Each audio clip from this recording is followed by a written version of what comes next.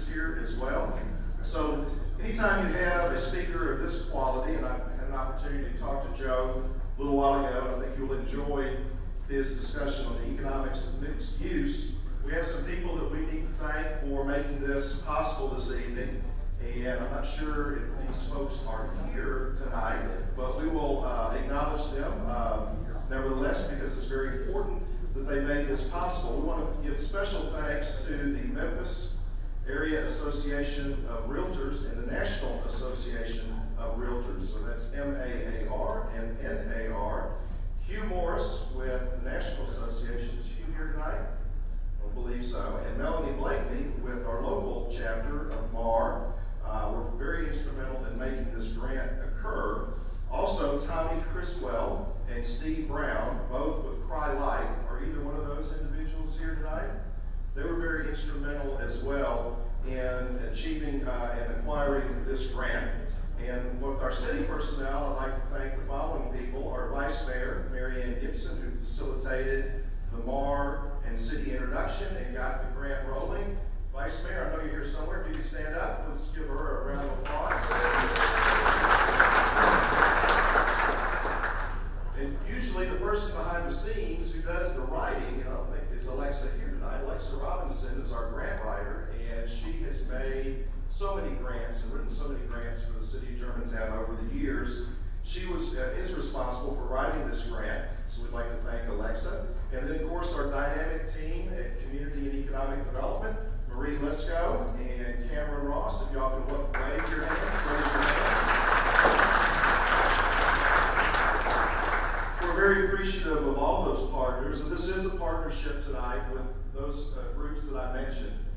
We're going to be I guess we're going to have a great opportunity to listen to a national expert on mixed use, smart growth, and many of those things associated with suburbs in the country. You know, post-World War II suburbs have grown and accelerated in the 1960s, 70s, and 80s. And a lot of suburbs, like Germantown, have become landlocked. We did our final annexation of our city growth boundaries in the year 2000, and it's kind of ironic as we meet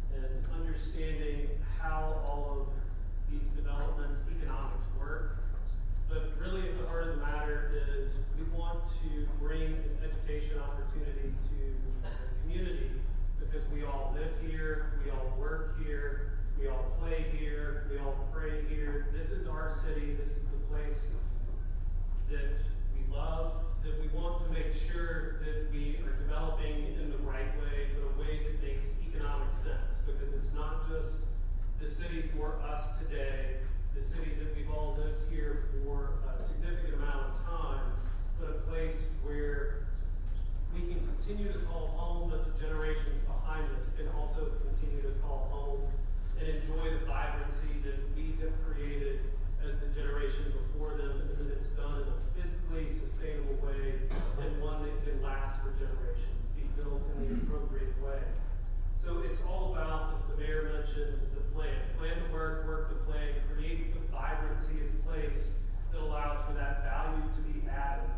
What Mr. Minicozzi and his work has done, both around the country, around the world, has shown that value, shown the simple economics of this.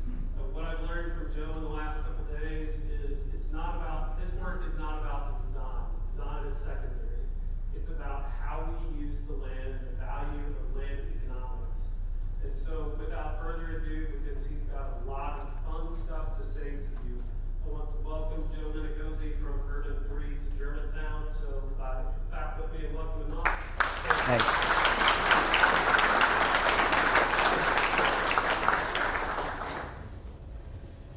Okay. Well, thanks for having me. What a crowd. This is awesome.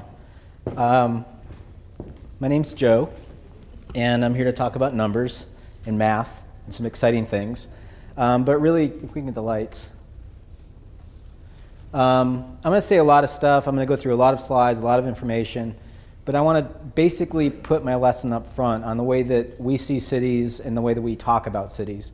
And I've found myself in my career going off and nerding out about this stuff and getting educated on it, but then coming home and talking to my parents about it, and finding how I wasn't relating from a standpoint of technical proficiency about this to maybe talking to my mom.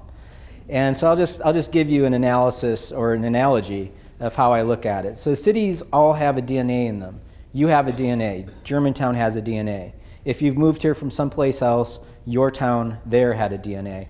I grew up in Rome, New York, which is up near Syracuse. My town is dead, effectively. It died when I was a kid. Lost its manufacturing, and it suffered. We had a DNA that we weren't watching. We wed ourselves to one industry, and we failed.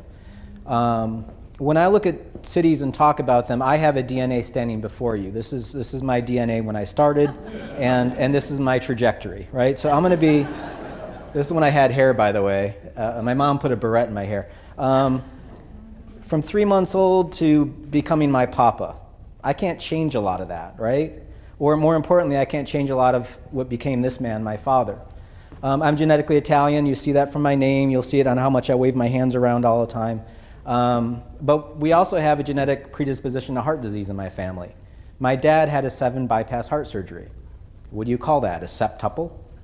You know, but the thing that was interesting about this is that it's been in every Minicozzi male throughout all of our known history, that we've all had heart issues. I have a heart issue. I will have a heart issue. But what do? Do I eat pizza every day? Did I have bacon this morning? No. I love pizza. But I have to make choices every single day in order to plan forward into that heart issue that I'm going to have. It's not a question of if it's going to happen. It's a question of when and how do I deal with it. Does that all make sense? This is my lesson to you all up front. Who is your grandfather or grandmother? Who do you want to be when you grow up? What cities are you looking at that have the same DNA that you have? And what kind of heart attacks are you avoiding? In Asheville, we're constantly looking at Atlanta and Charlotte. They have the same DNA pattern that we have. Now, they're further down the road. We may or may not ever be Charlotte. But by gone, we're going to look at their heart attacks. We're going to study their patterns of growth, and we're going to learn how to avoid those things. These are critical conversations that you need to have going forward. So that's it. That's my whole presentation up front. Now let's get a little bit nerdy about things. So I'm from Asheville. Who's been to Asheville, North Carolina? Asheville's a cool place. Thank you all for coming to visit and dropping some money in my town. That's awesome. Here's where Asheville's located. It's up in the mountains, western part of western North Carolina. Beautiful setting, Smoky Mountains, Blue Ridge Parkway, bluegrass music. We're 90,000 people. We've got 40 breweries. 40. Anybody wants to do math on that? That's about 5,000 people per brewery. And like any quirky little mountain town, we have men dressed as nuns on tall bikes that eat fire. It's your typical little place. Well, it didn't start that way. This is how Asheville started back in the day. This is when Asheville was that three-month-old baby picture of me, right? This is how Asheville started. You all, whoever's been there, been to Asheville, you've actually stood at this location because 15 years after this picture was taken, this is what it became. Asheville exploded in the early 1900s. We like to say the 3 T's made Asheville: trains, tourism, and tuberculosis, that once the train lines came, it brought a flood of tourism. It changed the face of our city. We had the second streetcar line in the entire country. The only city that had a streetcar line before us was Richmond, Virginia. Presidents came to visit. Presidents still visit. In the 1920s, we were growing at 20% in population every single year of the decade. Asheville became the second largest city in North Carolina. Did y'all realize that? The only city that was bigger than Asheville was Winston-Salem. In that process, we achieved the highest debt per capita of the entire United States. We were number 1 in debt. Yeah. And when the Depression hit and our books were audited, we thought we had $5 million in the bank. It turns out we had $18,000 in the bank. Oops, a little clerical error. Our entire city council was indicted and the mayor committed suicide. We call that leadership in Western North Carolina. But, this is what happened to Asheville. It fell flat on its face. Did y'all know that? Thomas Wolfe, famous American author, native of Asheville, this is what he had to say about his hometown. Asheville has squandered fabulous sums. They've flung away the earnings of a lifetime. They've mortgaged those of a generation to come. They have ruined a city, and in doing so, they've ruined themselves, their children, and their children's children. He wrote that in a book. That's a hell of a thing to say about your hometown, right? Now, it's the South. You generally don't say things like that, and you certainly don't write it in a book. He was threatened. His family was threatened.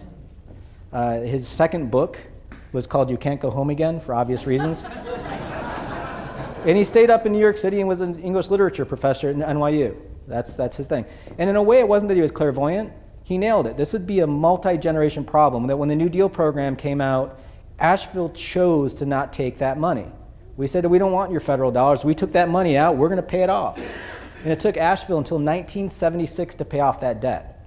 When people come to Asheville, they tend to think of us as liberal people or left-leaning hippies or whatever. We're not. We have a conservative DNA in our community. This is how we operate. What's the fiscal prudence? If we took that money out, we're going to pay it off. Here it is, 1976. This is the burning of the last bond. So you can tell it's important. We get these 3 guys to burn it. Here's Miss Asheville with her tiara. This is Billy Graham. When they teleprompter in Billy, it's a big deal. But check, to show you the self-consciousness of what Thomas was talking about, check this out. It's the 3rd headline in the paper. Like, somebody dying in a prison fire in McDowell County led that day. Now let me give you a little inside here. McDowell County is 2 counties over. It's not even our prisoner. We were so self-conscious about that this is how it affected us. Now when we got out of debt, what did we do? We cut a highway through the north side of downtown, which became the Crosstown Expressway, which is I-240. The coup de grace was when we blew the mountain open. This is Bowcatcher Cut. I love that it's on a postcard. Please come visit our cut. Are you guys rock climbers or something? Have fun with there. Now, incidentally, the community fought this and said, could we have a tunnel? Do you have to blow the mountain open? And DOT's like, we don't understand how to do tunnels. We don't have that technology. Even though some lost civilization of humans left us a tunnel right there, apparently that didn't transfer that 100 yards. They cut the mountain open. On the other side of the cut, the mall happened. Downtown died. Everything moved over to that environment. Does this sound like a familiar story to you all? These are shots of downtown Asheville from not too long ago. That's a 1996 Chevy Celebrity. Wouldn't you all love to be a real estate developer, come to my town, and fix up this wonderful fixer-upper? Just takes a little bit of elbow grease, it's all yours, right? We just boarded those buildings up. Now, the beauty of the fact that we were so far in debt is we couldn't take part of urban renewal and all those other things that many other cities did. We couldn't leverage ourselves into doing that. So these buildings just sat there fallow. In like a Greek choir, anytime somebody tried to come into downtown to try to help out or try to do something mixed use or urban, we were met by a community that resisted that. That won't work here. We're not urban. We're not New Orleans. Don't you go bringing that stuff here. We're mountain people. We're rural mountain people. This is who we are. This is what I hear from a lot of communities. So that's cool, what you think you are, but what's a city? So I worked for this guy, Julian Price. Julian inherited a tremendous amount of money and put $15 million of his capital at work to do real estate development. He created a for-profit real estate development company called Public Interest Projects, where I worked. I'm actually still in their office. We spun off another company. But Public Interest Projects takes 75% of Julian's $15 million and we fix buildings downtown. We take the remaining 25% and we seed businesses. Businesses that make this street life work. So the first vegetarian restaurant, a nightclub, restaurants, it's about getting that activity going, letting other entrepreneurs succeed as well. So this is one of our buildings before and after, real rocket science. Banks wouldn't fund this because banks said nobody would live in an urban environment because there was nobody living in downtown at that time. So it was a self-fulfilling prophecy. They're not going to invest in a place where nobody is. Now, we were lucky enough to operate with 100% equity. We didn't have to listen to the banks. So we just went ahead and funded this. This was 99% leased up before we opened the doors. In developer world, that's called a home run. Did my mic go off? Oh, you can hear me, cool. So this all fine, but what's going on in the community? Why does it matter, our work, to you all in the community? Why does it matter? We found ourselves constantly talking about data. Why does it matter for us, and what's the return to you all in the community? We're all in this together, right? So this is what was happening with the value of our downtown. We're a $15 million investor in a thing called the city. The downtown is worth $100 million. Just by fixing up all of those boarded up buildings, this is what became of the value of our downtown. It grew to $550 million. We didn't get a new building until 2008 in downtown Asheville. So all of that value was sitting there in the portfolio, and it was yet to be tapped. We just uncorked it, right? So to show you that it's not all love and roses in Asheville, these are some campaign ads from the 1990s. I love these. This is Chris Peterson, and I love this. I mean, look at this poor guy's crying, right? Past council decisions for parking garages, streetscape projects, $26 million of investment into an urban core. I don't have $26 million in my pocket. Does anybody here? It's a lot of money, right? So Chris is entitled to his opinion on this. I like this. Downtown development for bureaucrats instead of water, sewer, and streets for our citizens. Okay. That's cool. Let's do some numbers here. If you invest $26 million on a $100 million asset, and it grows to 550, is investing $26 million and yielding a $430 million return, is that a good return on investment? Yes. Why the hell we listen to Chris? You know, it's like, Chris hasn't stopped. Now he's got like websites with like fire and brimstone, like burning the mayor's head and all this stuff. And that's cool. But there's data here. We're all in this cooperative investment. It's a good yield. And $26 million on a $100 million asset's a really big leveraged investment, and it worked out. So what we find ourselves talking about is there's a loss of civics, a loss of ways that we used to talk about cities. This is a kid's book that I found in a garage sale. The city, the town, and the country. The city, the town, and the country, right? Teacher's Guide. 1959, third grade. In kindergarten, we learned about our house. First grade, the school. Second grade, the neighborhood. Third grade, we learned about regional planning. Anybody remember this book? Third grade, we're learning about regional planning. For the teachers, it tells you how to deal with your third graders and how to talk about civics. What does it matter? I love some of the lessons in this book. So this is for the Teacher's Guide. I love this. While patterns vary from state to state, counties are usually responsible to some degree for education, library, health, welfare, blah, blah, blah. In studying the functions performed by your county, you will no doubt find there's a duplication of services, an overlapping of jurisdictions, and a lack of coordination between the county and the local communities within the county. Do y'all have this problem? Anybody from Shelby County here? There is? Okay, good. This is 1959. This is the lesson, right? This is the kids' part. And you see what's going on here. There's a new factory gets built. There's even more kids that go to school. So you see what's happening here. I mean, it's the 50s. I apologize. It's painfully white. It's also somewhat misogynistic. The girls are shoved out in the hallway because apparently girls don't need an education in 1959. But putting that aside, in blue, this is what you ask your third graders. Give 4 good reasons for building a new school. And the third graders talk about equity. Everybody should have a desk. Everybody should have access to education, right? Fairness. Then you read on about Mr. Canfield, who lived next door to the Allens. He said he didn't want to build a new school. Our taxes are too high now. If we build a new school, we will need more teachers and everything else it takes to run the schools, and we'll have to pay higher taxes. So you ask your third graders, why would some people have to pay higher taxes if a new school were built? Why are some people against paying higher taxes? This is a third grade conversation. I know adults that can't have this conversation today.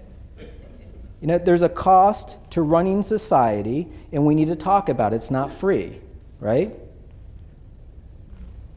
So the book has many lessons, and this is one of my favorite parts right here. That remember, too, that many children, whether urban and rural and regardless of region, are tragically limited in their knowledge of their world, and their world's largely the space in which they live and operate. This is a situation that we're in. We have a tragic limitation of what a city is. People know where they live, where they get their groceries, where they drop their kids off to school, and how they get to work. If there's a disturbance in that, all of a sudden it becomes the mayor's problem to get them a parking space somewhere, right? Let's look at this in totality of what the city is. This is out of Oxford Dictionary. Incorporate, to constitute a company, a city, or other organization as a legal corporation. The city is a legal entity. It has very little difference between my company and the city, other than the fact that y'all elect a board of directors to run your corporation. But there is a cash flow that has to operate within that. There's numbers and business principles that you have to take into the conversation of the city. I was watching the Colbert Show a couple months ago, and Joe Biden was on, and he said this: the United States is the largest corporation in the world. And I'm like, the United States too? So the city's a corporation, the county's a corporation, the state's a corporation, and so is our federal government. And for any of the legal nerds or legal scholars in the room, here's the US code if you want to look it up. And we are a federal corporation. We have to operate with business principles and pay for things, right? We're in this cooperative corporation. Not everybody's starting at the same spot, but you all need to work out together because you're in it together. So my city of Asheville is worth $12.8 billion. That's billion as a corporation. If my city were in the stock exchange, it'd be 12 times the value of Ted Turner. Does my mayor think that she's 12 times the value of Ted Turner? Does she understand that Ted Turner doesn't just wake up and just wander around into her day of what to do? Ted Turner's thinking about numbers. He's thinking about how things operate. He's thinking about the fiscal prudence of a certain show. What's your city worth? Do y'all know what your city's worth? You're about what, $1.5 billion? Do you operate like a $1.5 billion corporation? When you all have community conversations, are you having a conversation the way that a $1.5 billion corporation would talk about if issues and information? This is the level of expectation you have to bring into this conversation. So my city at $12.8 billion is a finite boundary of land. My state legislature made it illegal for my city to annex land. They took away that right. We're the only city in the entire state of North Carolina that has had that special gift put upon it by its state legislature. My state senator called us a cesspool of sin. That was kind of awesome. But we have 2 voters out in the county for every 1 voter in the city. They dominate our politics, and they're punitive on us, and it's not fair. But we have to point out the data. So we talk about our community like a crop. When a farmer looks at their acreage, the farmer has a very finite amount of land in their farm. And they look at those acres as a cash flow model. What's my crop yield per acre? What's the fertilizer per acre? What's the cost to farm it? And they're doing an economic model before they grow anything. So think about this with the buildings. It's the same thing. This is your farm called Germantown that's 20 square miles. The crops that you yield on this are buildings. That's your cash flow. That's what pays taxes. So this is one of our buildings. This is the streetscape project that Chris got all upset about. So thank you, city, for the garbage can, the bike rack, 2 benches, and a street tree. Thanks for that subsidy. We didn't pay for it, right? That's a gift from you guys. We took this building from $300,000 of value, put retail, office, and residential to $11 million of value. So the taxes paid on that property went up 3,500%. That's money you get. That's your taxes, right? Do y'all have a 401k plan that grows by 3,500%? Isn't that a good return? So how about a thank you card? And people are like, well, Joe, that's not fair. That's $11 million. We got this Walmart over here at $20 million. Fair enough. That Walmart pays $220,000 in property taxes. This is my house. Those are my dogs. My dogs think they're lions. We do that to freak our neighbors out. But we're on 1/10 of an acre, and we pay $2,000 in taxes. So if a 1-acre cookie cutter fell from space and hit my neighborhood, it'd grab 10 houses, each paying $2,000, or about $20,000 an acre in taxes. Do y'all follow me? That's the productivity of my neighborhood, $20,000 an acre in taxes. If you take that 1-acre cookie cutter, fly it in space, and drop it on the Walmart's consumed 34 acres of my corporation, or its tax yield is $6,500. If you had an acre of our building downtown, this is the yield you'd get. So I was presenting this in Colorado, and I wanted to make it simple for people in Colorado. I was like, look, if you could grow something in Colorado, what would you grow? They got the joke. This joke works in a lot of places. Sometimes people forget, but it's still there. It's a cash crop. And some people are like, well, Joe, that's not fair. You know, we take the losses in Walmart's property taxes to take the gains in retail taxes. We love retail taxes. All right, let's get rid of me because I don't sell anything, and let's run the numbers. A typical Walmart, $77 million worth of sales, but the city only gets a portion of that. So 27% of the 8 cents on the sales tax of that, or about $47.5 in retail taxes, which is more than the property taxes, but you add the two of those together, and you're talking a total gain of $51,000 an acre. Retail plus property taxes. This is just our property taxes. Now, we sell stuff in the ground floor of that thing. Let's add our retail taxes. Now, you're cooking with gas. Jobs. We got jobs in our building. Let the numbers show you what's more productive. Understand that. We even have 90 units of residential per acre versus their 0. Could y'all imagine if I showed up and proposed a 90 unit an acre building in your city? Like, what train would you run me out of town on? Is that an awful building? It's been in the portfolio of our community since 1925, almost 100 years, producing this high level of taxes. This is begetting wealth in our community. It started as an old JCPenney's department store. So, you know, some people are like, Joe, what's your problem? Why do you hate Walmart?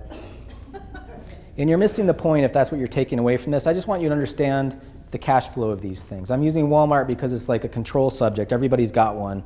You need to understand what it is.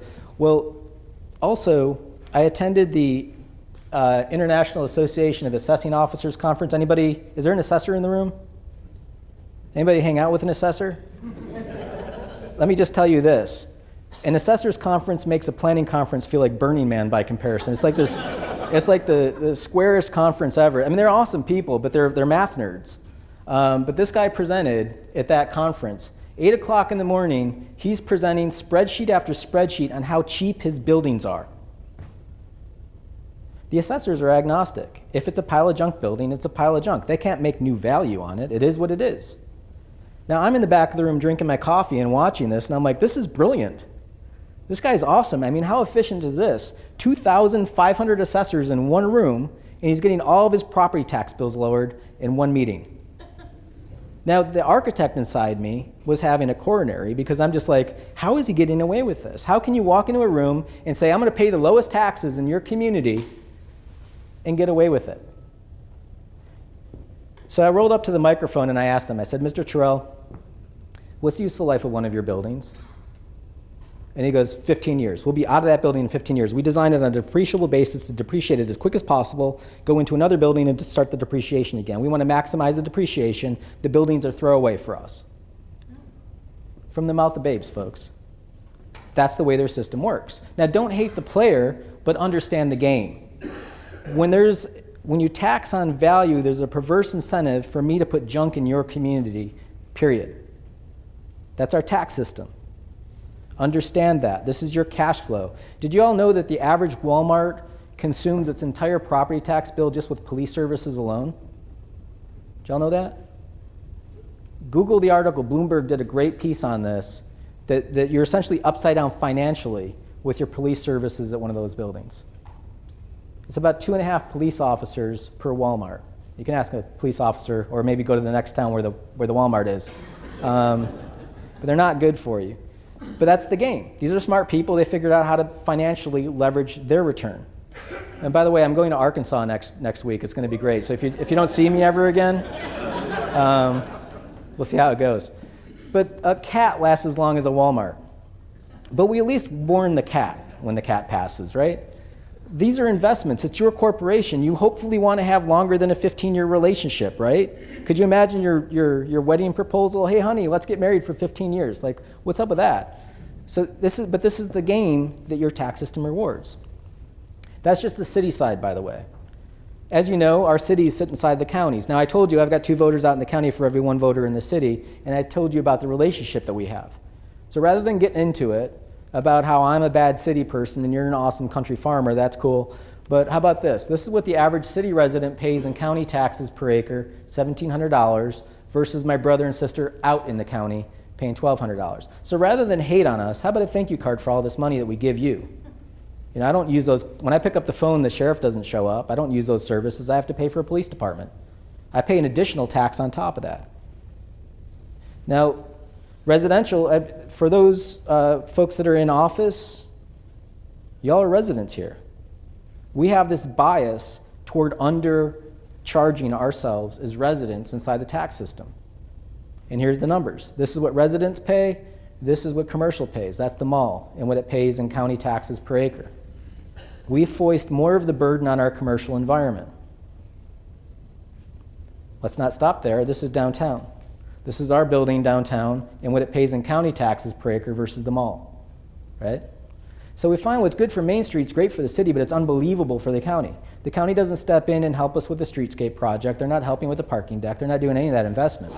We're yielding that investment for the county. So rather than cause fights, let's all work together. I'm more than happy to write a check out to the county, but let's work together on the cooperative investment here. Don't hate on me. So I want you to realize this isn't complex math that I'm doing here. This is 5th grade division, and it's called productivity analysis. We do this with other commodities, like gasoline. When we talk about cars, could you imagine if I was like, hey, my pickup truck gets 650 miles per tank? You guys would laugh at me. You're just like, come on now. The truck's got a big tank, Joe. That's stupid. It's about the gallon. It's the miles per gallon. We say miles per gallon, not miles per tank. All right, we say miles per gallon, the numbers just changed. And we should all be driving BMW Asettas at 70 miles per gallon. Sorry to you Prius owners, but this one wins. Right? That's called efficiency, productivity. This is how we gauge a commodity, right? It's a very dangerous little car, though, by the way. If you get in a head-on in this thing, you're stuck in it, unless you can climb through the roof or something. You know, I'm being cute, but I want you to understand the misnomer of how we talk about buildings and the biases that we bring to the table without understanding the simple math. So we've done this all across the country. We've done it in Canada, New Zealand, and it's real simple. For every $1 of county taxes somebody out in the county is paying to the county, their city brother and sister, based on our data set, is paying about $5 to that same county. This is the Walmart, that's the mall. Here's a 2-story building. This could be in Driggs, Idaho, where the entire county is a population of 2,000 people, or downtown Dallas. As soon as you start stacking stories, you're stacking dollar bills, right? But what's crazy is it's not a proportional growth, it's an exponential growth upward. This is a 6-story building, so we're not talking massive structures. Understand where your wealth comes from and your productivity in relationship to your infrastructure. So what we do is we take the city and kind of move the city out of the way and think about the city in layers. So we've got infrastructure. You've got streets, plumbing, stormwater stuff. You've got the buildings that are built on that stuff. The land's not worth anything until you put your investment in. I would not develop anything until the infrastructure gets out there. That's the way cities work. Now you also have your ologies, your hydrology, your geology. This is the stuff where you can't change it. The earth has given it to you. Clay soils have a lot more runoff. All stuff to understand the planet. What we do is we separate nature and the man-made and talk about the economics. I want you to see the map of your money, right? These are other ways of looking at our body, too. You think of the city as a human body, you know, the way that you would talk about yourselves, you have x-rays, right? You have property taxes, retail taxes, infrastructure, jobs, and your ROI, your return on investment. Understand that stuff. Look at your world that way. So let's go back to Asheville for a second. Here's my county, the entire county, 350 square miles. Gray is non-taxable. This is a big park. This is part of Mount Mitchell. This is part of Mount Pisgah, federal forest. Not paying a lick of taxes. 0 taxes. It's non-taxable, right? So just to be crude, I don't care about it. It's not paying me taxes. I don't want to look at it. But we have low value in green and purple is high value. So this is all low value stuff. This is super, super high value. That's the Biltmore estate. That house is worth $100 million. When Bill Cecil shows up at a council meeting, we all genuflect. We thank him for his time. He's worth a lot of money. Nobody here has a $100 million house. But it's really not fair because he's sitting on 4,000 acres of land and he's got a 150,000 square foot house. Of course it's going to be valuable. He's got the biggest gas tank. So rather than look at that as a productivity level, let's look at it as a per acre analysis. And this is the map. Let me just show it to you in 3D. Anybody want to take a wild guess where downtown Asheville is? Boom, right? But here's what's kind of crazy. This is our little sister, Black Mountain. Black Mountain's 9,000 people. It's a little town outside in the periphery. It's about 10 miles away. And you see its little main street popping up. Its downtown is a whopping 12 blocks, and it's like the tallest building, 3 stories. But you're seeing the productivity of that is like Baby Bear, and this is Mama Bear, right? Now, the other thing is, for my brothers and sisters out here in Fairview, where their state legislature is the one that calls us a cesspool of sin, we're like, all right, well, that's cool. You think you pay a lot of taxes here, but what about us? Now, this is the county, so we're all paying 6 mils in county tax. If we're to throw a 6 mil thick blanket across this thing, where's the county getting its tax yield? So in defense of my brothers and sisters out there, they don't know what we pay in taxes, so we just show it to them. Like, there you are. How about a thank you card for all this money that the county's getting out of us, rather than hating on us? This is the way the cash flow works. We've done parts of Tennessee. This is Nashville. Here's Davidson County. You can start to see downtown popping up. Here it is in 3D. This is the Gulch right here. This is out by the university, and then it kind of spreads along around the university. This is the Green Hills Mall right there, for those of you that are familiar with Nashville. So the Gulch is killing it at $15 million per acre for that district, and that's averaging in these one-story buildings with the big stuff. By the way, the Walmart's 1.2 million. But what we saw in the infill that was going on, this guy's 10 million, 10.5 million of value per acre. This is 11.7. And again, the Walmart's 1.2. So basically, 21 acres of that building would equal the 123-acre Opryland Mall in taxes. Or this is awesome, the Wannabes Karaoke Bar in Tequila Cowboy. Half an acre of that would equal the 52-acre that. Are you going to talk about sales tax? Yes, I'll get into that in a second. Your state's a little weird, by the way. I'll get into some of the weird stuff about Tennessee in a second. Lebanon, Tennessee, which is at the periphery of Nashville over in Wilson County. It's a little town of about 32,000 people. This is an old postcard of Lebanon. Here's its downtown. So here's Lebanon. This is Wilson County. And what was interesting, when we did Wilson County, we're just like, what's that thing? This is Watertown. There it is. Did y'all know Watertown, Tennessee? And it's a tiny little place. But what's awesome about it is it shows us a control subject of what a city should look like. You should have a periphery donut around a big spike, but you see that they're mostly flat over here. So when you look at it in side view and you see Watertown, it gives you the profile of what we typically see with cities, and this is just a mound. Their downtown should have grown up by now, and they didn't grow it. They stifled that development. In the meantime, Mount Juliet has taken off like a fire over here and produced this level of growth. But still, in downtown, 4 acres of this would equal the 35-acre Walmart. This is the Wilson Bank in Lebanon.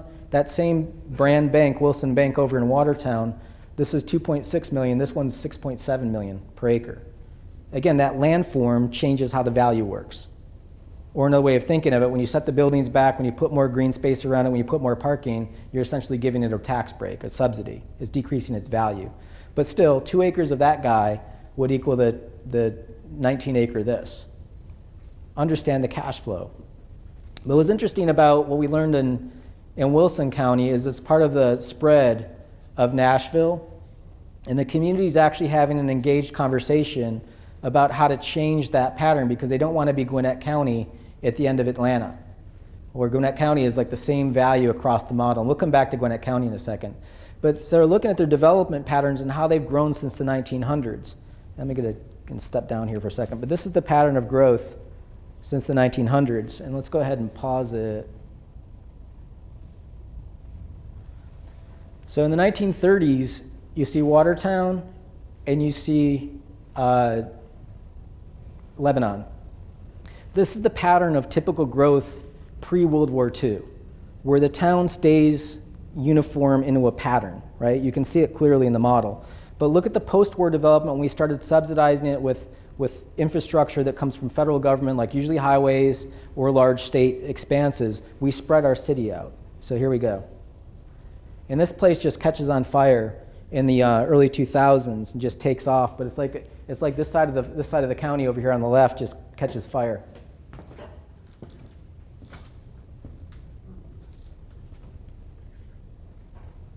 But it's great that they're growing, but how are you getting those spikes? Are you trying to get spikes? Are you even looking at that? Memphis, this building here, 7 acres of that would equal the 144-acre Wolf Chase Mall, or 55 acres of this would equal the 144-acre that. Think of how you leverage your value and where you use it strategically in your community. So what about you? Now, first of all, I couldn't find a postcard of y'all. That should tell you something. Seriously. If you have no memory of who you are, other than a couple old photographs, think of it a different way. When you put a building on a postcard, that means that you're proud enough of it to share it to somebody, to send it to a friend back somewhere else, right? And you don't have that. So you have this. This is your Walmart's about $275. This is the Brookhaven office building at $286. So this is more potent than that. Would you put a postcard of either of these on a postcard? This is your Target. Again, we'll keep the Walmart down here at $275. And by the way, I'll share this whole presentation with you all so you get copies of this. This is the Target at $379, let's say. The $379,000 an acre, your Walmart's $275. Brookhaven Pub and Grill at $363 is more productive than your Walmart and a little bit less productive than your Target. Your Hobby Lobby's killing it at $427,000. That's a joke.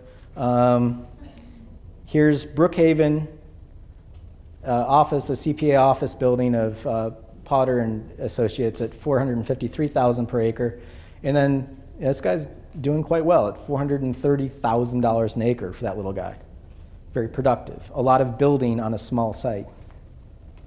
Kroger at $544, which is actually quite good for a big box. But this little law office is killing it at $600,000 an acre. And again, your Walmart's $275. This is low, $590,000 an acre. And I suspect it's probably because there's a TIF or a pilot packed into that, tax break. This is probably what it should be, around $651,000 an acre for Overton Square. And again, this is a genetic material of how we used to build cities. You do a main street, and then you eventually build it up some, and then you build it up some more, and it becomes a place. But still, $651,000 is pretty good. And this is doing all right at about the same value. Actually, it is the same value as Saddle Creek. But here's what's interesting. Your residential patterns. Now, remember what I talked about, how we have a bias about how we look at residential. So this is an old 1930s house at about $41,000 an acre of value. When you look at multifamily, you start to see the potency. This is $300,000 of value and $351,000. Both of these are more productive than the Walmart from a property tax standpoint.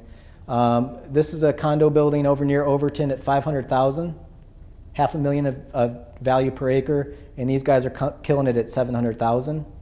Again, a residential type, when you stack those buildings, you're stacking your dollar bills. These brownstone condos are $830,000, so now we're approaching $1 million an acre. This is $1.2 million, which is kind of on the low side for the density that this is, but it's probably because there's a tax increment thing in it. And then these are townhouses downtown on what street is that? Madison Avenue, $1.4 million of value per acre for that. Still housing. But this is what's interesting. If this is 1.2 million, this is just across the street at 5.3 million. And I'm going to go, as an architect, let me just go ahead and say this. I think it's ugly. But the form, what's that? Very ugly. Yeah, but that's room for improvement. How do we do that well? Now, we were at the, I was with some friends that are doing a development thing in downtown. We were at the Echo restaurant last night. Have y'all ever been to the Echo? It's a really big building in the middle of a residential neighborhood. It's designed well. We used to have the time and place to design good buildings. So let's talk about that architecture. Let's talk about executing a good piece of architecture, but not sacrificing the zoning because of a bad architectural conversation. So I think that we need to parse that out as designers to talk about how that could be improved. There's plenty of big buildings in this in this region, especially with Memphis. You can go and find them all over the place. Do ones that add value to your community. So speaking of value, why don't you have a postcard?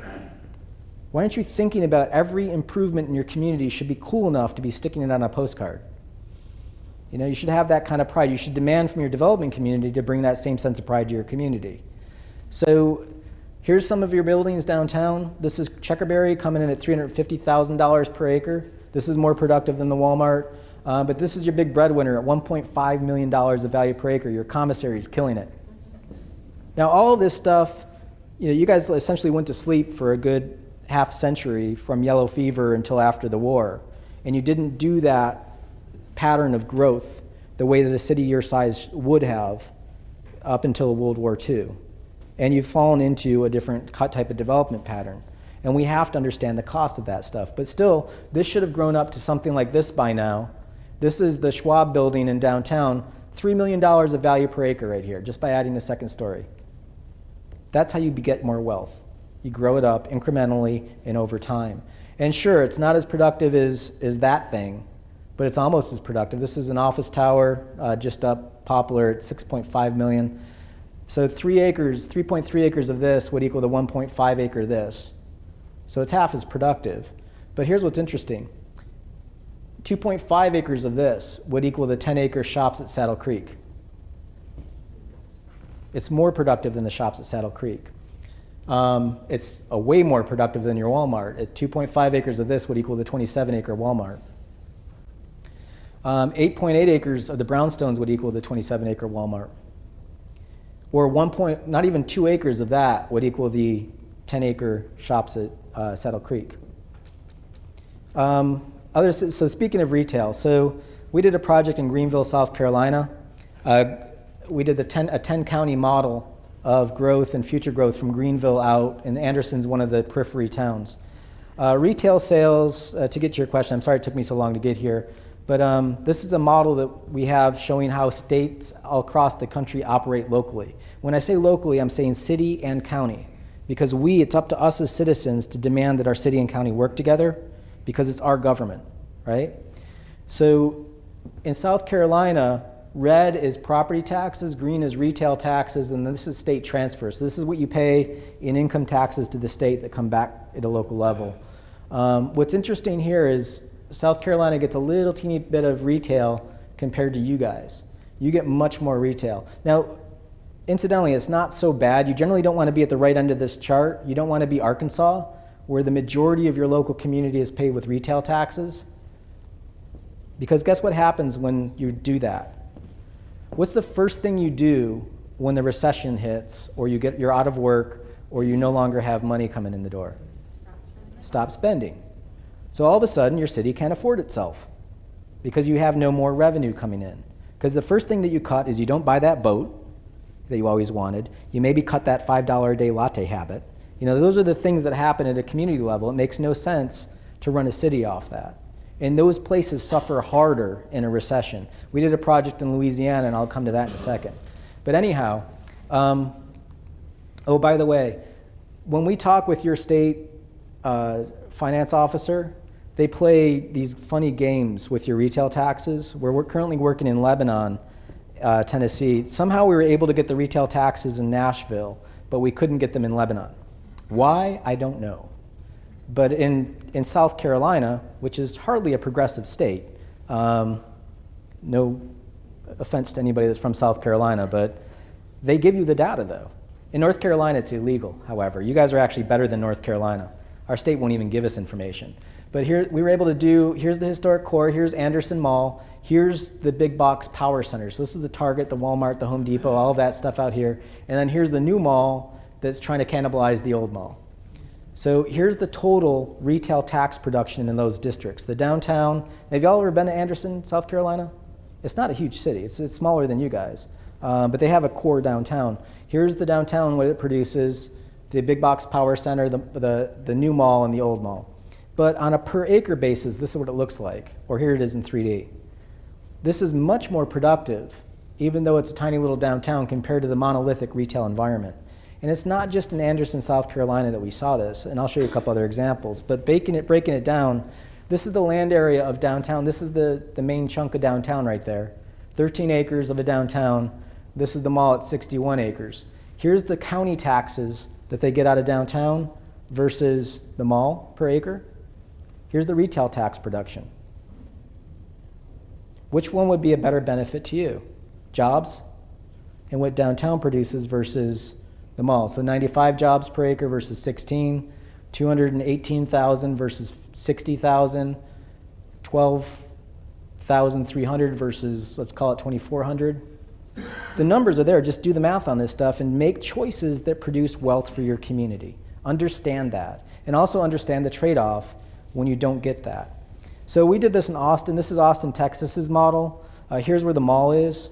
And they have this belt of commercial stuff once you leave the core of the city. And it's producing, but nothing compared to downtown. So downtown is not only heads and shoulders, it's leaps and bounds above that retail environment.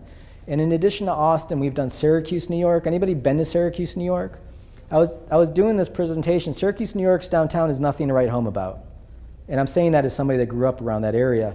But when I presented this model, that little spike that's right there is a 6-story mall. It's like the Mall of Americas for the Northeast. It's called Destiny Mall.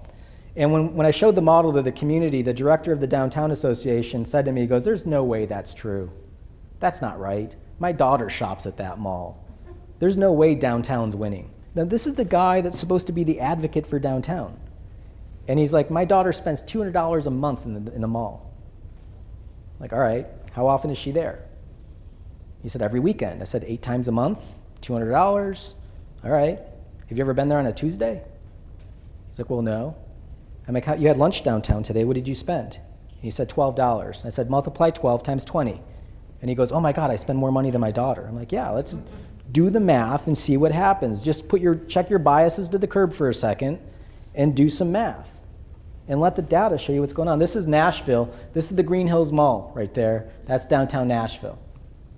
So by the way, your state will tell you can't get your retail data, but here's a picture of Bigfoot right there, in case you want to send it to them. They gave it to us for Nashville for some reason. So just a lesson, if you're not measuring this stuff, you need to have the measurements and make an informed conversation. And start with the data. Start there. Understand you're going to subsidize things. Figure out what you can subsidize and what you can afford. Lafayette asked us to do the next step. Their mayor, any Cajuns in the audience? Cajuns are really, really funny people. And the mayor said to me, he's Mayor Joey Durrell, and he runs a pet store, supply store. And he said to me, he's like, Joe, we're going broke. People don't understand how broke we are. They don't see the budget. They don't understand the budget. We're broke. We are financially insolvent. You need to show people how broke we are. And so they hired us to do the cost and revenue and model it. So we're like, all right, fine. Incidentally, as we started getting into their books, we're just like, y'all got broke once before. What's up with that? This is the cover of their parish. The parish is called Counties down there. So Lafayette Parish, this is the cover of their budget document from 1994. Do you think the finance officer was sending a message about the state of the affairs of the government? Like, you don't have to read the document. Just look at the picture. Here's the government about to get hit by a tsunami and eaten by a shark. So what do you think the elected officials did with this, faced with bringing this bad news to their constituents? Let's kick the can down the road and hope that doesn't happen next year. We'll be all right. The next year, undeterred, to her credit, the finance officer was like, hey, did I mention how screwed we are? And the third year, because the citizens of the city are also the citizens of the parish, they don't want to see their parish go bankrupt. What did they do? Let's form a joint city-county government and see if we can work this out to save some costs. So they did this joint city-county government. So we asked them, we're like, all right, so you've had 20 years to work this out, yet you ended up right back into bankruptcy. What did you do to change your pattern? When I got my cholesterol check and I saw that it was high, did I continue to eat pizza and bacon every day? No. What did you do to change your habit when you saw you were going broke and somehow magically you ended up right in the same spot? What policies did you change in your patterns of development? Any? So we modeled them. This is their downtown. This is River Ranch. This is the mall right here. The mall's doing all right, began to be the runoff retail. And they generally spread out into the swamps. Now that spreading into the swamps has a cost to it. You can't just live out there. You've got to drain it, right? So, but things like pavement, you got to run roads out there. So we gathered up all of their roads. They have 6.5 square miles of roads. Do y'all know what 6.5 square miles looks like? It's 12 times the French Quarter. They have to rebuild this every 40 years, right? I'm going to give you all a little dirty secret here for a second. Is the finance officer in here? When you pull your books, or anybody that's on the finance committee on council, you'll see that your roads are listed as an asset. And this is a standard that finance officers have. They're like, developers build them, they give them to us, they're an asset, they're worth something. That road has been buried as a cost into your house. Because as a developer, when I build that road, I'm going to divide it up by the number of lots, I'm going to take a little piece of it, and everybody's going to pay like $10,000 for my cost of road and pipe that I had to pay to give you all as a city. So we asked the finance officer, we're like, well, why is it an asset? And she said, well, it's our CAFR standards. We have these CAFR standards, they tell us they're an asset, they're worth something. And I said to her, I said, Lori, that computer is worth something. It's an asset, it depreciates. At the end of the day, I can sell that computer to you, right? Can you pick your roads up and can you sell them to Baton Rouge? And she goes, no. And the civil engineer that was on the team, he goes, that's called a liability. And she goes, but our CAFR standards. I'm like, we are not paying attention to your CAFR standards, and no one's going to show up from Chicago and give us a demerit. You need to understand how your community operates. So when we build a building or fix a building and I put an air conditioner on top of it so that people can live in the building, that air conditioner has a useful life. I have to program into my pro forma the cost of that savings that we have to set aside to pay for that air conditioner 15 years from now, because I'm not going to have $20,000 in my pocket. So when you took the road down in 1960, that's what you should have set aside in your reserve account, that little red brick. And every year thereafter until 2010, because this is the cost of that road right there. That's what that builds up to when you net it out. Now the problem is you didn't do that. You also didn't do it in 1962 when you took down that road, and every year thereafter when you started adding roads, because you stopped taking roads in 2009 when you realized you were broke. Blue is their revenue that they have to pay for the roads. Let me ask you a really complex municipal finance question. Do you have enough blue to pay for the red? So they're already feeling that heart attack. And I'm like, look, it's not going to get any better, because this is how it's going to cycle out as those new roads come onto the service. So let me ask you a complex question. Do you have enough blue to pay for the red? Or let me make it easier. Do you have enough blue to pay for the red? So your liability that you're not looking at is 18 times the value of your revenue, right? This is the cost of that development pattern that you're not looking at. Now, you don't have the money, so you've gone to the bond market to pay for these roads that you can't afford. Well, the bond market comes in and skims off the top that much. You don't even see that. That doesn't go into your general fund. That's what you have to pay New York or San Francisco for this debt that you've taken out. And I'm not against debt. I had to pay to go to college, right? But I had to leverage that investment into something that I could leverage a higher return on investment. Does this road do that for you? Is that depressing? Do you guys do this? When we presented this to the community, this was kind of awesome. This is how one of the counselors reacted to our presentation. It's not where you live, it's what you believe. All right. I believe I look like Brad Pitt. Sooner or later, I got to walk by a mirror and be informed that that's not true, right? The public works director responded to his comment by, again, Cajuns are funny. He responded to this comment by saying this: there's no such thing as an infrastructure fairy. By the way, he called himself the world's greatest public works director. And so we had to Photoshop Kevin in on this one.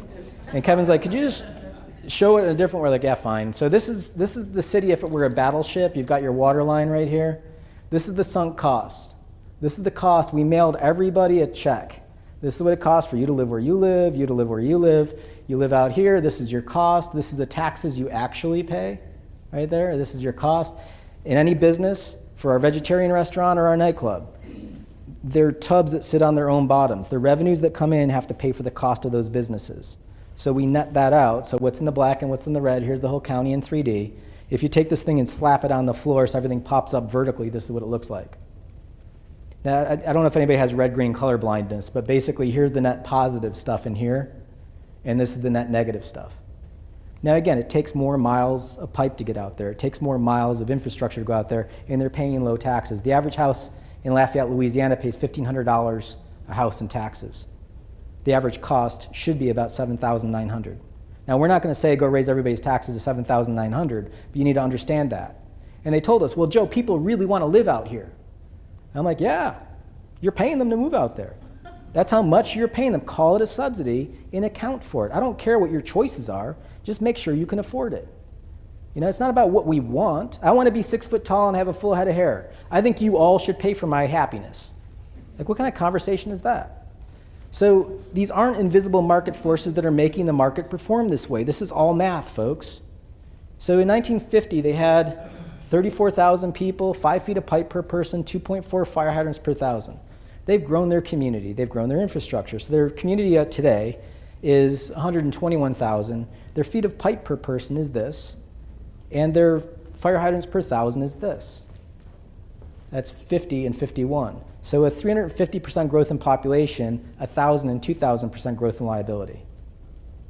And they told us, like, Joe, we got rich. We got oil money out of the Gulf. We've got lots of money now. We're like, all right, we'll measure that too. So your household, adjusted for today's dollars, went from $28,000 a household to $45,000 a household. They're actually richer than we are in Asheville.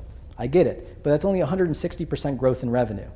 But it's 1,000 and 2,000% growth in liability. This is like me getting a $7,000 a year raise and convincing my wife into building a 75,000 square foot addition on my house. It just makes no sense. And they're not alone in this. This is an American habit where we live in this kind of dream world where somebody in the future is going to solve these problems for us. Well, guess what? That future is here now, folks. This infrastructure that came due after World War II, we now have to deal with it. And if you think you're alone, I mean, there's really a lot of lessons you can learn from these places. South Bend, Indiana, just their pipes. Here's their population growth since 1890. Their apex year was 1963. That was their best year in population ever. And then they lost Packard and Studebaker to Detroit. Their population dropped, and they flatlined. They've stabilized in population. You're going to have a growth to a certain point. You need to cash flow who you are and how you operate. So this is just their pipes growing since the 1890s. I'll drop a boundary when their population stops. Adding pipe, adding community, growing infrastructure, growing development. And right about here, their population stops.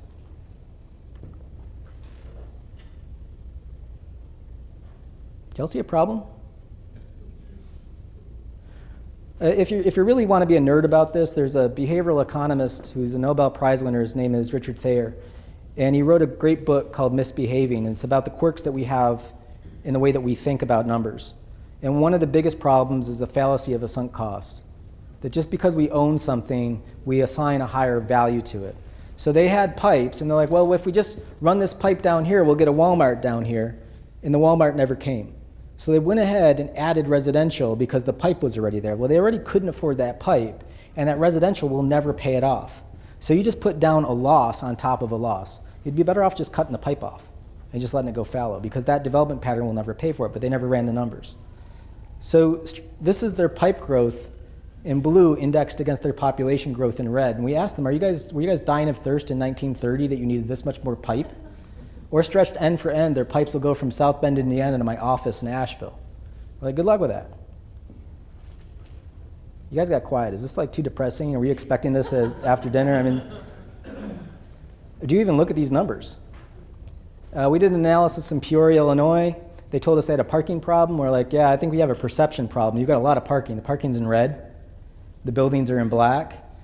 30% of these buildings in black are also parking structures. This is one, that's one. So, okay, let's talk about taxes for a second. Peoria is home to Caterpillar, so we had to make it relevant for them so they'd understand it and put a Caterpillar in the parking lot. But when the assessor goes out there, the assessor is looking at that private investment and putting a price tag on it, right? So a building in Peoria is averaging about $35 a square foot for a building in value. The parking is $1.50. So the street, however, does not care. The street is $9 a linear foot across that entire property. So just at a really basic level, if this is $9 of cost, what's paying that cost, this or this? So we've actually programmed into our tax system a 30 times subsidy for me to waste the real estate with surface parking. So when you say you need more parking, you're essentially giving me a tax break because I don't have to pay enough taxes for the opportunity cost on that land. This is how the numbers look the way that they do. So when you see the model drop off when you leave downtown, it's because there's a choker collar of parking all around the downtown. Or when you look at the suburbs and they're kind of flat, it's because there's huge amounts of parking there. So that depreciates the value. It knocks it down. So we went ahead and just did the whole darn county. This is all of Peoria County. If you take all of the buildings and shove them together, this is the amount of footprint that you need for the entire thing. Now you're going to tell me, Joe, look, people don't want to live that close together. We need to spread them out. Well, if you spread them out, you've got to add roads and parking. So let's look at those. This is the amount of parking that they have in the entire county. Notice that it's bigger than the buildings. This is the liability. So you've got about 8.6 square miles of buildings, 9 square miles of parking, and 12.4 square miles of liability. And then this is everything else. Your berms, buffers, backyards, parks, farms, whatever, stuff that doesn't have buildings on it. And then these are the values. So if you have $250 million of liability per square mile of street, what's footing that bill? Is it this or is it that? It certainly isn't this. Understand these numbers. Understand the cost of your community, the cost that you've already incurred over time. Stretched end for end, the road will go from Peoria to Vancouver. That's a lot of roads that they own. That's their liability. Now, some of you might be saying to me, well, Joe, look, you just don't understand. You don't understand America. We got lots of land. We should be allowed to just grow however we want. I don't want to have a neighbor. I don't want somebody walking above me. You're not going to force me to live in that stuff. All right? I'm not. What if I could build you an entire county that bought that model? Anybody know Gwinnett County, Georgia? This is the ghost of Christmas future of suburban development. Lawrenceville is the county seat. When I went to that town, I was under strict orders not to say 4 words. These were dirty words in Gwinnett County. I couldn't say the word urban, city, town, or municipal. Now, it's really hard when your company's called Urban 3 to not say urban, but I was like, all right, whatever. Whatever you want. I don't care. And I won't use those words. And they told us, they're like, look, Joe, we're rural people out here outside the Beltway. We're not part of Atlanta. We're out here. This is Lawrenceville. That's the county seat. I had never heard of Lawrenceville, even though I'm 4 hours north of here. And so when I was pulling their numbers, there are 812,000 people in Gwinnett County. I was blown away. So I called up my client, who was the Chamber of Commerce, and I'm like, Kelly, you all are 812,000 people. She goes, I know, honey, but we're 460 square miles. We're huge. Whatever that means, I don't know. So I did some math. 812,000 people divided by 460 is 1,900 people per square mile, right? That's density. This is how we've gauged density. Do y'all follow me there? That's less dense than DeKalb that has a piece of Atlanta in it. It's mostly Decatur, but that's denser than this, right? But we had all this data. I was presenting to them, and I put it up there, and I said, so let me get this straight. Y'all are 200 people denser than Mecklenburg County, North Carolina. Do y'all know what's in Mecklenburg County, North Carolina? Charlotte. You're 600 people denser than Davidson, which is Nashville. You're double the density of Austin, Texas. This is Raleigh. This is my town. And that's Chapel Hill, North Carolina, which is the same size as your biggest town in your county. I'm blown away. How did you do this? As a planner, I don't quite understand how you got dense without producing a place. These two places both have professional football teams, and you don't. There's no such thing as the Lawrenceville Cowboys, is there? So when we did their model, my analyst, Josh McCarty, was doing it, and I was like, hold on a sec. By the way, that's the last farm right there. They've developed a uniform development of subdivisions, strip malls. They've got 8 malls or 6 malls. It's the same suburban pattern across the whole entire county. It's a perfect case study of this. And I said, Josh, turn it on its side. So there it is. It's like a 1970s shag carpet, right? It's like the whole way. This is the most potent building right there, that little teeny little pixie stick that barely pops up right there. To show you the reason why I freaked out is this is what we typically see when we see a county, when we do its economic x-ray. And I can see into the x-ray the same way your doctor could look at your MRI and see your torn rotator cuff. You know, I'm like looking at this and I'm like, all right, well, I can see where the 3 different municipalities are in this model, but I can also see Main Street, Main Street, Main Street. This is some new urbanism over here. Here's the residential district between the two. And the model's telling me what the shape of the city is. I didn't know what to think of this. So their most potent building is 8 million an acre. All of these places are less dense, producing more wealth. These are choices that they made. They denied any town to grow up. Their county got in the competition with the towns, and they wouldn't let their towns expand or grow up. They limited the infrastructure. And this is a choice. They lived in that world of thought they knew what they were doing. So we went ahead and just made an economic heart monitor, putting Davidson County Travis County, Austin. So this is Nashville, Austin, and Lawrenceville, or Gwinnett County, at the same scale, side by side by side, and we ran an economic heart monitor of the whole thing, and we're like, well, look at here. $192 million an acre for peak value here, peaking out at 476 in the less dense Austin, and y'all are flatlining at 8. So I asked them, I'm like, you've got all this horizontal infrastructure, the same amount of horizontal infrastructure as this, with none of the vertical stuff to pay for it. Are you guys going broke yet? And you're like, oh yeah, we're broke. Yeah. Go figure. So play out your patterns of development. Understand what that's going to yield you. As you do your future land use plans, think through all of these decisions. What's the yield on this stuff? Just make sure you can afford it. Don't end up in this situation. Now it's harder to go back and fix that stuff. This is really expensive what you all are doing over here. You get it. It's like putting your furniture in or putting your carpet in after you've put your furniture in your house. You've already developed. Now you've got to come through, and it's difficult. I understand that. You've got to see that. So by the way, Gwinnett County is about 2,000 people per square mile of density. You guys are about the same density at 2006 at Germantown. Now you're a lot less population, but they're a low value at 8 million, but you all are only about at 1.5. To use a better comp, I grabbed Black Mountain, which is our periphery village outside of Asheville. This is a more of a fair comp at about 3%. You're about 3% of all of the Memphis population. Black Mountain's about 2% of our population, but its value is 8 million. They're a smaller town, and they're more valuable than you all. Here's Lebanon, 31,000, so this is about the same population. It's got the same relationship to Nashville as you have to Memphis, and they're about 4 times the value in their peak for their downtown. And here's Anderson, South Carolina, which has the same relationship of potency to Greenville, but they're about $11 million of potency for their downtown. They've built more value in their downtown. These are all lessons. So understand where you are from a density perspective. You're closer to Anderson, but you don't have the value yet of Anderson. So then maybe this is something to shoot for. These are good comps to look at. Have that conversation of how do we get there. Now, not putting a gun to everybody's head saying move downtown. That's not for you, but that's for 30% of this market that you're in would want that. So allow that choice to happen. And just to close, one of my favorite books is Jim Collins' Good to Great, where he analyzes 200 different businesses against each other, and like why did Walgreens take off and why did Eckerd fail? They started at the same spot in the 1980s, but one made business choices that succeeded and one made business choices that didn't. And time again, what he saw with the businesses that succeeded, that became great, is they made the difficult choices. And I love this quote: if you don't confront the brutal facts, the facts are going to confront you. A lot of what I'm putting forward to you all are lessons from other places. Brutal lessons, particularly in the case of Lafayette.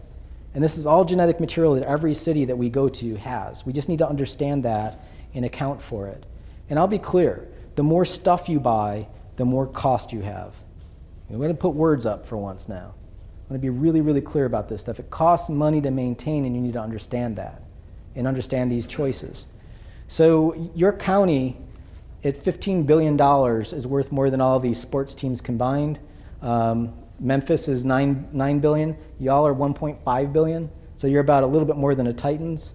Or if you want to look at it, you're about, 5 Grizzlies of value. Memphis is about 29 Grizzlies. I did have Zach in here until I found out what just happened, but still, Robert Pera knows Mark Gasell's towel bill. I can tell you what the cups in our nightclub cost 5 cents a pop. You need to have this as part of your conversation. What's it cost for a road? Are we getting the money back to pay for that, to pay for the pipes? Are we netting a good positive? Your accountant, we kind of view this as accounting, but for geography. It's like geo-accounting. Put it on a map so you can see it, so you can see what these patterns are and have an open and civil conversation about it. Your accountant doesn't care if you buy a boat, but your accountant cares if you can afford a boat, right? I care if you can afford your city. This is your community. You have to have these conversations. So do these x-rays, understand the productivity, understand the body in a clinical way. You want to have an agnostic conversation about data. This isn't about party lines or how we all feel. You need to have the data out there first. And realize that some of your policies are going to be hurting yourselves. Put the gun down. move on, and do your math. Thanks.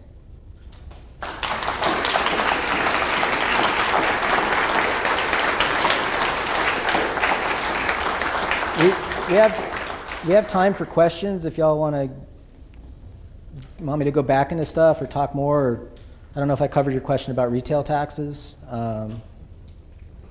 Anyone? I want to thank you, Joe, first. One more round of applause. Lots of information.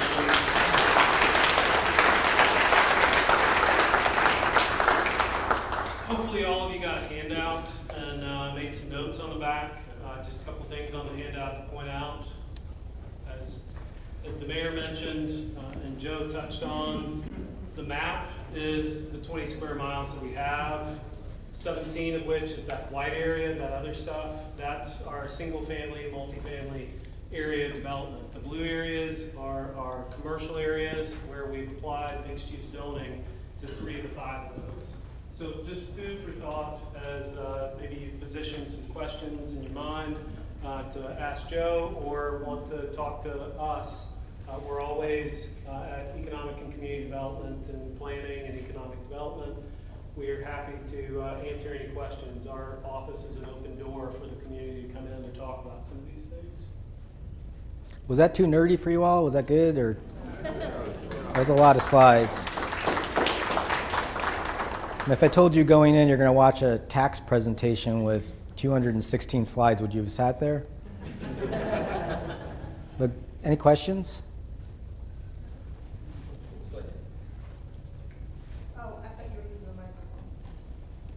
I can repeat the question so we get it on a mic. Whatever you want to do. Okay.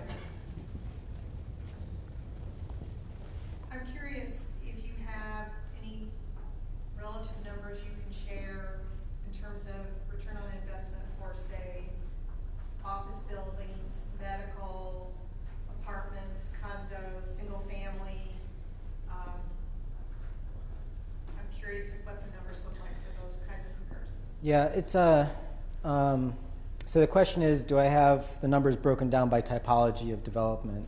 The land use pattern changes that, and I hazard to just throw numbers out there that way, and typically for a community like this, my typical answer is I don't put numbers out there until I know what your numbers are. So think of it from a doctor's standpoint. I'm not going to tell you what your health is going to be until I start doing a blood pressure check, you check your blood, check your breathing, that kind of stuff. So I need to know what your data is before I can tell you how you fit in the spectrum for somebody, your height and weight and all that stuff, and age and all that. So from a standpoint of typology, it's the more that you can get more stuff on less infrastructure, that's going to be more net positive. So an office building in a suburban pattern with a big donut of parking around it's going to be more costly than an office building that's sharing infrastructure with other things. So an office building in downtown Asheville is going to be more net positive, particularly if it's more multi-story, than an office building that's 3 stories out in the middle of nowhere. And I can share with you other examples of places like Redlands, California, where that happened. But generally, it's obviously the more you're efficient, the more it's net positive. There's a great book by a document that the Nixon administration put out in 1973.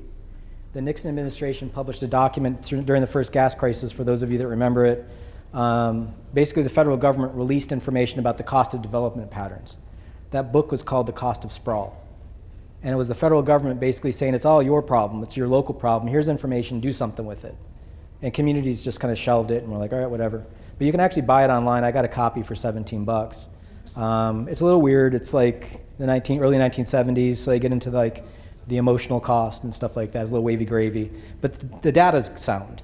And that document was updated in the year 2000 by Rutgers University. And they did more of a nationalized study of those development patterns. It's more generic across them. But from our practice, we generally don't advise people until we see your data. So I want to see that x-ray and see how it's operating. Well, and I guess asking Cameron, do we have that kind of data? Do we know what our return on investment is in terms of everything? How much revenue we get from an office building versus medical versus retail versus restaurants? We haven't done that analysis, but we could certainly start that. To me, that would be, I'll shut up now. But Yeah. To me, that's pretty critical, because that's where a lot of the discussion happens internally. Yeah, no, I agree. I'm sorry, can you repeat the name of that book? The book is called Cost of Sprawl. Cost of Sprawl, and it's a Nixon administration document. It was the CEQ department. I can't remember the name of the department, but if you Google Richard Nixon, Cost of Sprawl, it'll pop up. And then the report that Rutgers University did that updated it in 2000 was the same title, Cost of Sprawl 2000, which is really creative. But you can download that on the internet. It's a PDF. So the first comment was great. I think it's a question we had to ask, you know, when we're building these dense developments, how much sales tax does the city actually recover from what we're building? And Well, is, first though, as Joe pointed out, we can't pull. Well, I can answer that. Just keep going. Yeah. so I agree with that. I don't know how we're gonna do that, Cameron, but I Well- think it's important. So my question though has to do with the actual numbers that you put up of 1.5 million, where you compared it to Black Mountain. I think you said it was 8 million. So Yeah. my question is, what data sets did you use when you came up with these numbers? And how do we know that, for example, Black Mountain didn't have a manufacturing facility that was generating a lot of sales tax, where a retail store might not, or a residential unit? How do we know we're comparing apples to apples when we're looking at these numbers? And what? Well, let me start with one question at a time. Okay, go ahead. So first of all, multifamily doesn't produce retail taxes, no more than your house produces retail taxes. Mixed use, however, will if there's retail on the ground floor. Retail produces sales taxes. Manufacturing doesn't necessarily produce sales taxes, but a retail environment does, unless that manufacturing sales is captured in that environment. So if I build a tractor and sell it in Asheville, then that retail transaction's happening because that sales happened. But if I'm sending my tractor somewhere else and the retail transaction happens there, I don't capture it. So you have to kind of track your numbers and know that, but residential produces zero retail sales. Now you all shop, right? You all go over to the Kroger and spend some money. So the residential produces it that way, but you deposit it somewhere else, basically. So we get back to your question, we would measure that trip, because you have to go spend your money someplace, and those trips are captured on streets, and we see how that cash flows. Now, what Karen was getting to you, when I presented in Lebanon, I actually presented the series of emails and letters of their version of Cameron that had sent to the finance officer. And it was actually kind of comic. It was unfortunate that I was doing it to their community like you all. And I was just showing all of the letters of him doing like bureaucratic Chinese water torture, saying, can we please have these numbers? And then the finance officer responding back like, we can't give that to you. And then him politely writing back about transparency and understanding the stuff and sending a picture of the model that we made in Nashville and going, well, golly gee, I don't understand how these same people did it in Nashville. And it was really unfortunate that you need to talk to your state senators and say that you need this stuff. You need to make better decisions locally by knowing how it goes. And I would take it to the next level of not letting them control how it comes back to you by zip code, by whatever. You need to be able to see this stuff. Plenty of other states have complete, transparent understanding of sales transactions where we can look at it. And I can see what Kroger does versus Hobby Lobby. I'm just not allowed to tell the community how that operates. And I signed the confidentiality form, but what I can do is show you a district. This is how your downtown district operates in retail sales versus other stuff in the county, which is fair. But again, you have a finance officer question where I don't believe they're accurately enforcing how state policy is. And I think you're owed that information.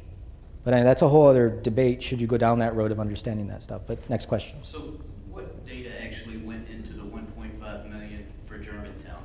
What area was measured, and was that sales taxes, property No, taxes? that's just the property taxes. So we just did a very quick brush across your data. We weren't contracted to do the full modeling. You notice that's just it's a key indicator analysis. We just grabbed some buildings. I communicated with Cameron with the Google map. We shared it from Asheville, and I was like a heat-seeking missile just kind of grabbing some properties. Now, we've done enough of these to know that what the building type is that produces. So it's really easy for me to go commissary. It's one of the older buildings. It's very dense. There's a lot of that building on a small parcel of land. That's the 1.5 million. That's its taxable value. That's not the cash flow that it provides. I just want you to know what the value is relative to other values.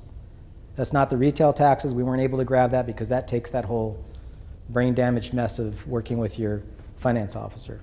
And am I understanding you that you didn't go outside of the business district there around the commissary? Is that correct? Let me go back.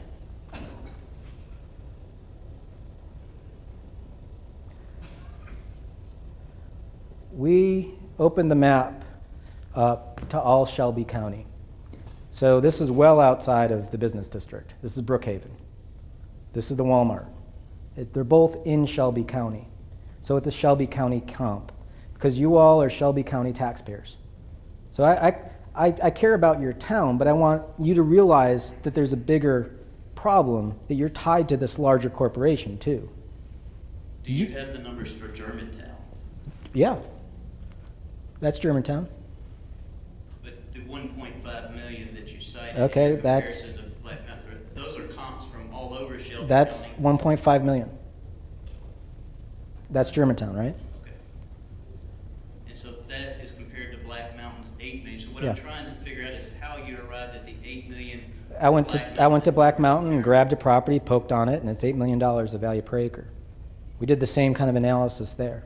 We did all of Buncombe County. I can tell you that the most potent building in Asheville is $43 million of value per acre because we did that model. So when we have the data, we keep that in a data set. I have 150 cities across the country of their data. When we work with their community, we grab all of their data and run the model. I know what the peak value is in Austin. It's $476 million of value per acre. It's the Austonian building in downtown. So we poked at it because the model showed us where the data is. Go forward one slide. The Checkerberry show. Oh, that's this guy? Yes. Yeah. Now, what is the value of that? $350,000 of value per acre. You realize we're gonna tear that down and make it into a parking lot? Mhm. Be aware of that conversation. Can you grow that up? So it just be aware of these things, and you will lose value there. When you wipe away the building, you lose value. But understand, you want to have an area grow up. Will this area grow up? There used to be a time when these main streets did that. They tore these types of buildings down, and they built things like actually this. This is downtown Lebanon. Do you think that started that way? These probably started as wood buildings or even canvas buildings when they first settled. In the back there, passing the microphone. Well, but if you back up the slide to where he was saying you're tearing it down for a parking lot, that's to accommodate the bank building that you also showed. Yeah.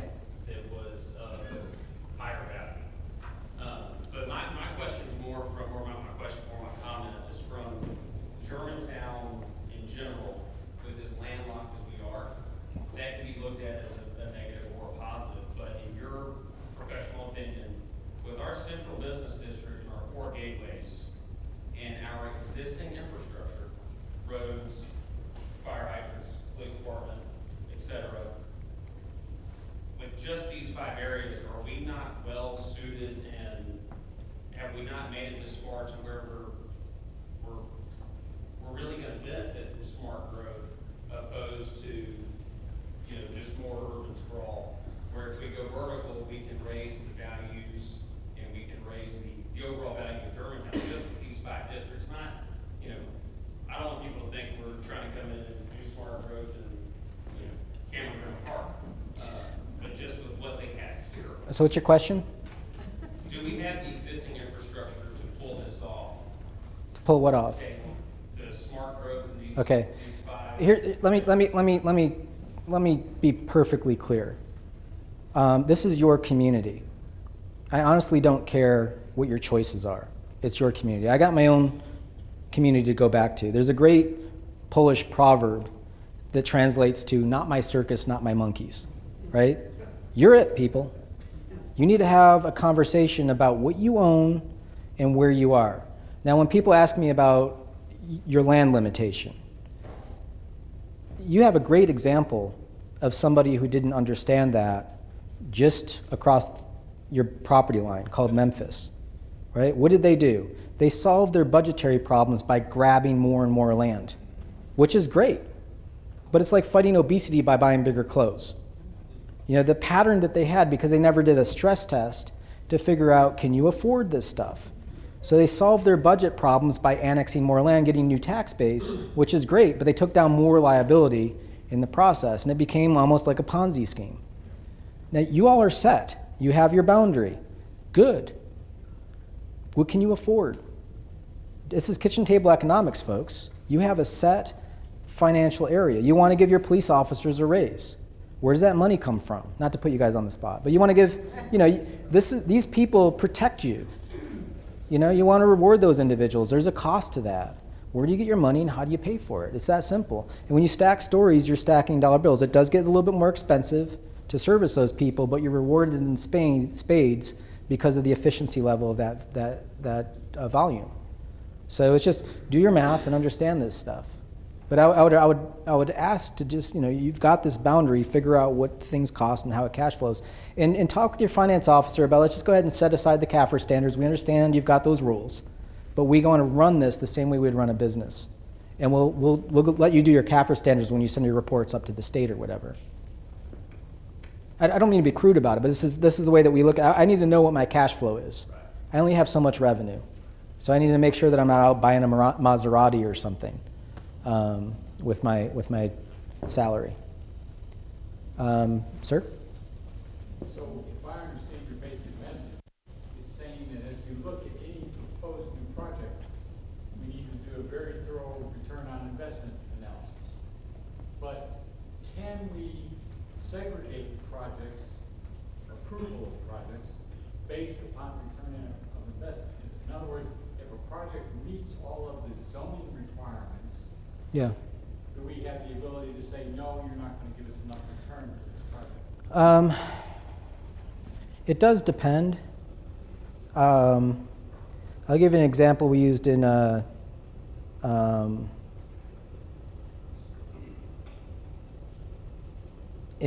Chattanooga, if I've got it in here somewhere. Yeah.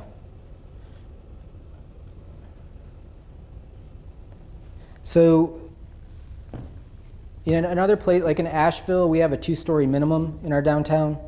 A developer can't come in and do a 1-story building.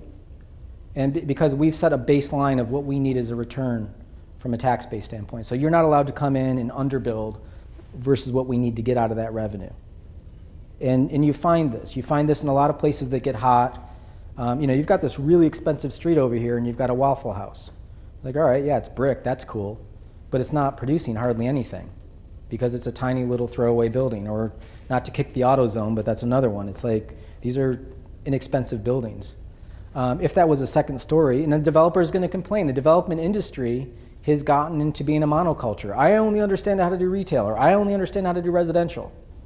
This has all happened in the last 50 years, where they've perfected and purified their models, but this isn't their game. This is your community, folks. So we did this project in Chattanooga. Here's their downtown. This is where all the hipsters live, across the river over here. But this developer came in from Atlanta and was like, I'm going to do this 1-story Publix grocery store. But they had already set their zoning to have mixed use and all this stuff. They said, look, we've got this really expensive infrastructure. There's a bus line that goes up and down the street. We're committed to doing urban stuff all in this district, and we need to have that. Now, Chattanooga is a strong mayor form of government, and the mayor was like, we need to just let this one go. Let's just go ahead and we're going to give up our rules. We're going to drop our standards for this good guy from Atlanta and just do this conventional box with a parking lot. So there it is. There's the site. We went ahead and saw that in the neighborhood, they already got mixed-use development. They've got a local guy to do an urban-style grocery store, and they've got townhouses. So they've got the ingredients of a mixed-use environment already happening. Developers are already doing it. Why would you throw away your standards now? So here's a conventional Publix. They already have one in their community. We understand the values and the per square feet of these things. This is office above retail. This is residential above retail. You already have local developers building this stuff.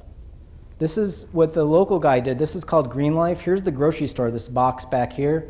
And he built a liner building around the front of this. These are all like yoga studios and whatever. This is like a dog beauty salon. But this is like retail glued onto the front, so it feels more urban. They're getting more stuff there, but they're still getting a grocery store. Go on this magical thing called the internet. You know, we found this Publix grocery store in Miami Beach that was built in 1998 that's got a parking deck shoved on top of the grocery store. This looks like a UFO hit it. But it's a conveyor belt to get you to your car. So it's not sacrificing the parking. There it is, and it's making density happen. This is a hybrid model in West Palm Beach where you have your conventional parking in the back and you have an urban front on the front. So you're getting both worlds. It's a hybrid. Here's the site. What was offensive to me as a mountain person was they were cutting into a 34-foot grade right here. And I don't know if you all saw this, but let's go back for a second. Y'all see the retaining wall? Yeah. This is a retaining wall right there. No one saw it, and it's right there. Clearly labeled in 5-point font right there that says retaining wall. So we showed the community. We're like, we just want to make sure that you understand what they're offering you. So here's the retaining wall. Here's the building. Now we made this really crude SketchUp model with SketchUp software. So everybody could see these houses, get to look at a tarmac of a roof, and here's your 1/4 mile long graffiti wall. That's what they're giving you. This is their promise.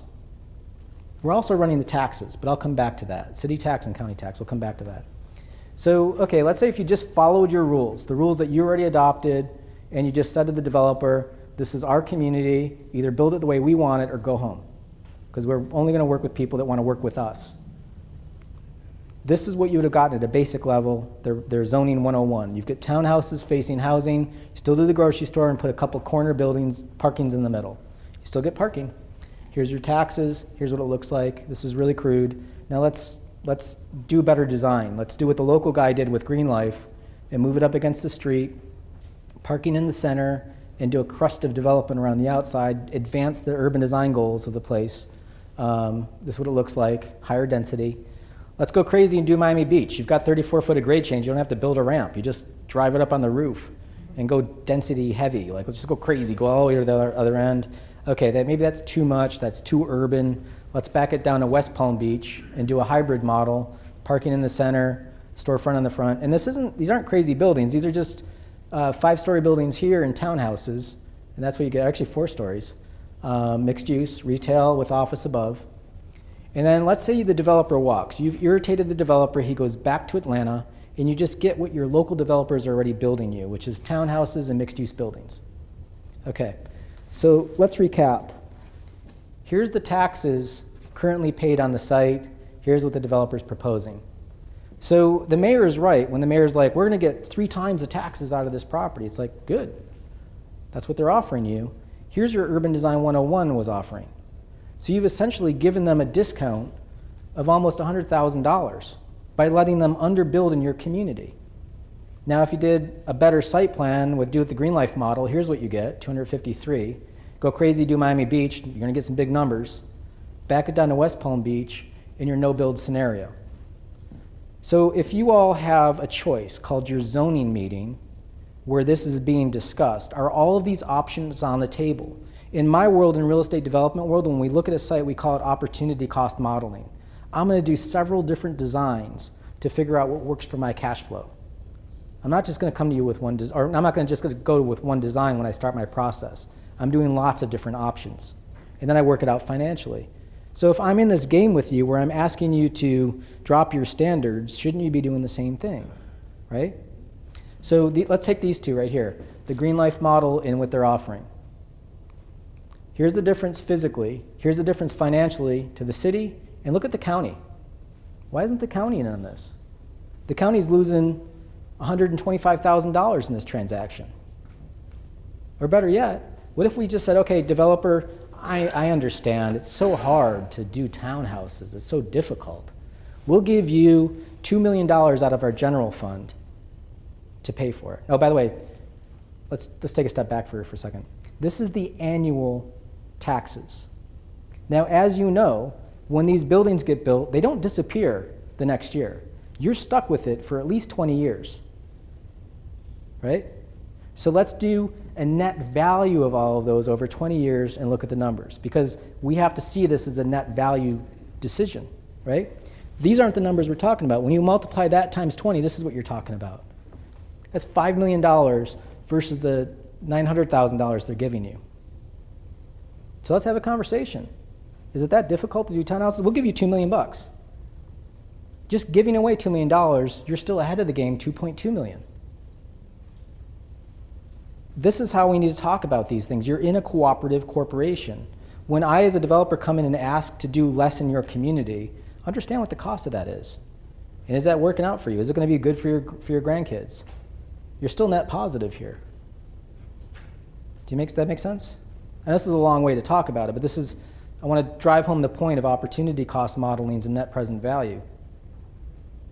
So I think we have time for one more question. I'll stick around afterward too, if you want to grab me. I don't.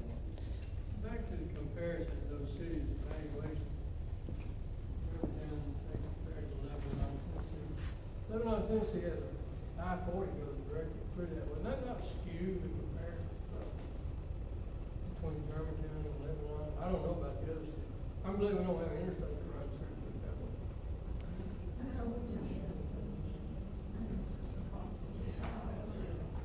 So the question is, does a highway skew it? I don't know. It's hard to answer that succinctly. I mean, we'd have to look at your model in Memphis and see how it looked visually before I could answer that. I'm talking about Germantown. No. This is Lebanon. This is I-40 going through it.